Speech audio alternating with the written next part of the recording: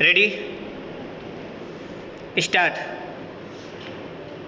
महोदय, मैं मानता हूँ कि यदि हम चाहें कि किसी भी भाग को अपनी इच्छा के अनुकूल बना लें तो यह संभव नहीं हो सकता। किसी भी देश में जितने लोग बसते हैं उन लोगों के हृदय में जो भावनाएं पैदा होती हैं, उनमें जो विचार उठते हैं, उन्हीं से भाषा निकलती है।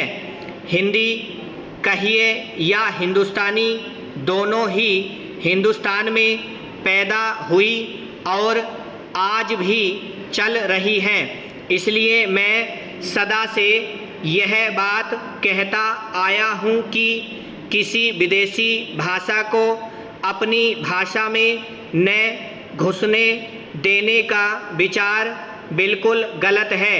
यदि कोई भी जीती जागती भाषा आगे बढ़ रही है, उन्नति कर रही है, तो उसमें बाहर के शब्द आए बिना रह नहीं सकते। यदि आप अंग्रेजी भाषा के किसी भी शब्दकोश को खोलकर देखें तो उसके अंत में 20-25 पृष्ठ परिशिष्ट के जोड़े जाते हैं। इन पृष्ठों में अंग्रेजी भाषा में जो नए नए शब्द आते हैं वे ही दिए जाते हैं। कुछ दिन हुए मुझे चैम्बर्स का एक पुराना शब्दकोश मिल गया। मैंने देखा कि आज का चैम्बर्स शब्दकोश पुराने शब्दकोश से दुगना मोटा था। पिछले 60 वर्षों में जितने नए शब्द लिए गए थे, सब नए शब्दकोश में थे। विदेशी भाषा के जो शब्द प्रचलित हैं, यदि उन्हें निकाल देने का प्रयास किया गया तो भाषा का रूप ही दूसरा होगा।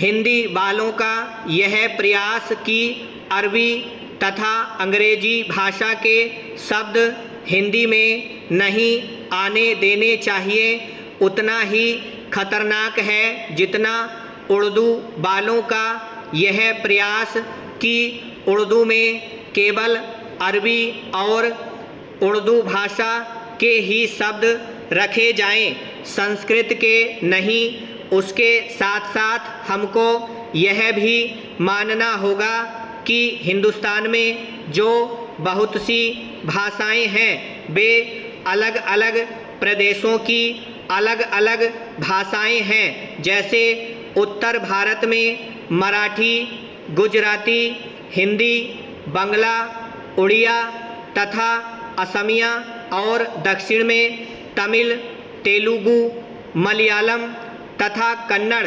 इन सब भाषाओं में संस्कृत के शब्द बहुत हैं। हिंदी को छोड़कर और किसी भी भाषा में उर्दू के शब्द नहीं मिलेंगे। हिंदी को इस योग्य बनाना है कि लोग उसे सरलता से सीख सकें, इसलिए उसमें संस्कृत के शब्द लेने ही पड़ेंगे, उससे बचा नहीं जा सकता। हमारे संविधान में हिंदी की व्याख्या इस प्रकार दी गई है कि हम उसी भाषा को हिंदी मानते हैं जिसके मूल में संस्कृत है। यह कोई नई बात नहीं है, इसे सभी लोग मानते और समझते हैं। आज लोग कुछ ऐसी हिंदी बोलने लगे हैं जिसमें संस्कृत के बड़े बड़े शब्द अधिक आते हैं, जो मेरे जैसे आदमी को जिसने संस्कृत नहीं पढ़ी है समझ में ही नहीं आते।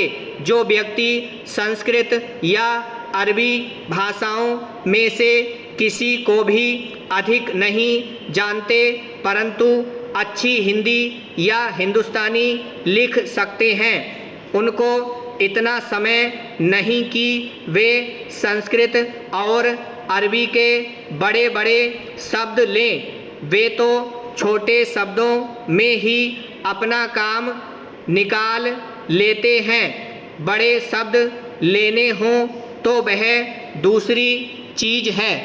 ब्राह्मण।